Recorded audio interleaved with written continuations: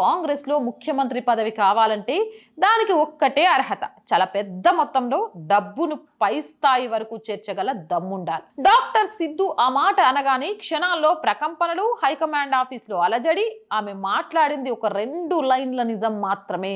ఆ నిజం పార్టీ పాలక వర్గానికి సూటిగా గుచ్చుకుంది. అంతే. క్రమశిక్షణ అంటూ ఫైలు తిరిగింది, సస్పెన్షన్ పడింది. ఆమె రాజకీయ భవిష్యత్తుపై ఏకంగా కోలుకోలేని దెబ్బ పడింది. తర్వాత ఆ మాటలు వక్రీకరించారు అని కవర్ చేసుకునే ప్రయత్నం జరిగింది. కానీ ప్రశ్న ఇక్కడే ఉంది. సీఎం కుర్చీ దొరికితేనే డీల్. డాక్టర్ సిద్ధు ఇంకో మాట కూడా అన్నారు. అది ఈ పొలిటికల్ డీల్లో మరో కీలకమైన మలుపు. తన భర్త రాజకీయాల్లోకి తిరిగి రావాలంటే ముఖ్యమంత్రి పదవి ఇస్తామని హామీ ఇవ్వాలి అని. దీని అర్థం ఏంటి? కాంగ్రెస్ లో చేరడం, పార్టీకి సేవ చేయడం అనేది ఒక సిద్ధాంతమో, ప్రజలకు మంచి చేయడమో కాదు, బిజినెస్ కాంట్రాక్ట్ లాంటిది. పలానా పెద్ద పోస్ట్ ఇస్తేనే ఎంట్రీ, లేదంటే లేదన్నమాట.